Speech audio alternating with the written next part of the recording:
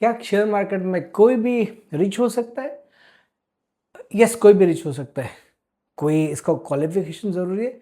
Definitely there is no need of any qualification. कोई भी बंदा जो पैसा कमाना चाहता है वो शेयर मार्केट में पैसा कमा सकता है।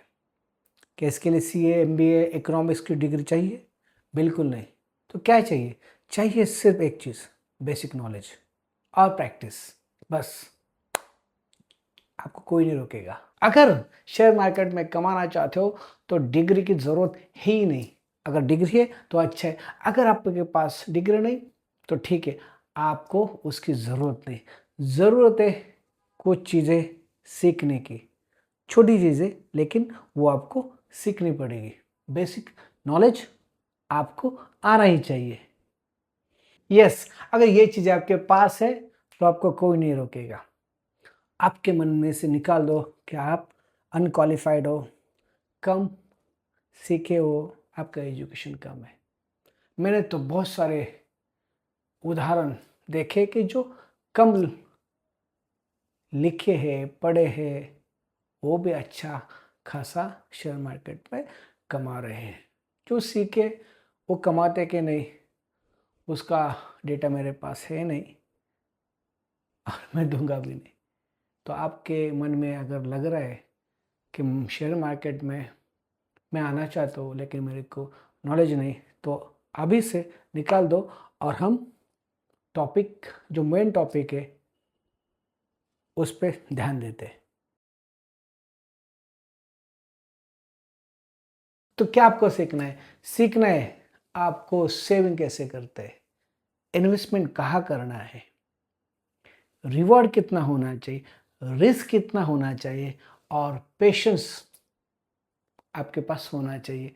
अगर ये 5 चीज़ें आपके पास है ना, बहुत है, आप मालामाल बन सकते हो।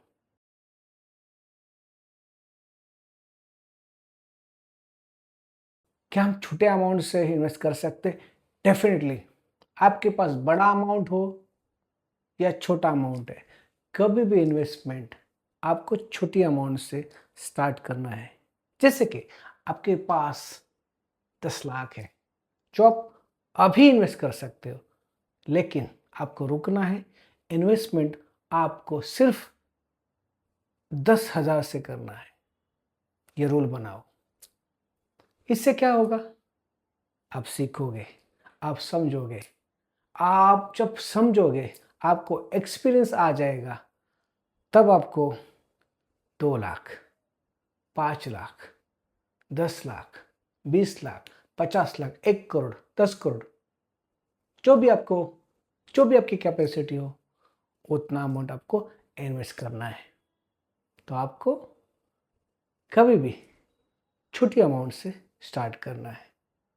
समझे? छोटी अमाउंट से स्टार्ट करो, लेकिन इन्वेस्टमेंट करने से पहले कम से कम 5 चीज़ें आपको सीखनी है, समझनी है। उसके बाद बहुत सारी चीज़ें हैं जो आपको सीखनी पड़ेगी, लेकिन शुरुआती टाइम में आपको एटलीस्ट 5 चीज़ें उस पर ध्यान देना चाहिए। पहले, कंपनी का बिजनेस क्या है। दूसरा, कंपनी का सेल कितना है। तीसरा, कंपनी का प्रॉफिट क्या है। और चौथा, कंपनी पे कोई डेब्ट है? अगर डेट है तो इंटरेस्ट कितना जा रहा है, उसका रेशियो कितना है। और पांचवी चीज़, कंपनी का कैश फ्लो। अगर ये चीज़ें आपको मालूम नहीं तो आपको सीखना पड़ेगा। ये इनिशियली सीखना है, उसके बाद आप दूसरी चीज़ें ऑटोमेटिकली सीखोगे।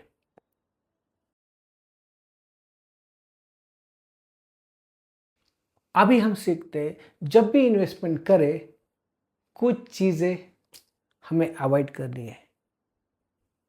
पहली चीज़ है, कभी भी टिप्स सुन के कभी इन्वेस्ट नहीं करना। सेकंड, फोमो में जाके इन्वेस्टमेंट नहीं करना। थर्ड, एक ही शेयर्स में या एक ही कंपनी में कभी भी इन्वेस्टमेंट नहीं करना। चौथी चीज, लोन लेके इन्वेस्टमेंट कभी नहीं करना।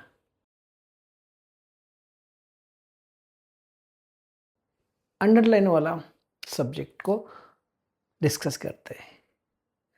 आपको इन्वेस्टमेंट और ट्रेडिंग इसमें अंतर करना है। इन्वेस्टमेंट ये बहुत अलग चीज़ है और ट्रेडिंग ये बहुत अलग चीज़ है। अगर आप दोनों भी चीज़ नहीं सीखते हो तो आप लॉस में 100% हो। इसलिए मैं आपको रिक्वेस्ट करूँगा, पहले इन्वेस्टमेंट ट्राई करो और इन्वेस्टमेंट में अगर आप अच्छा करते हो, आपकी समझ बढ़ जाती है, तो ट्रेडिंग सीखो और फिर उसमें आप पैसा कमा सकते हो। लेकिन कभी भी ये भूल मत करना कि पहले आप ट्रेडिंग से स्टार्ट करते हो और फिर इन्वेस्टमेंट के लिए जाते हो, तो होता ही नहीं।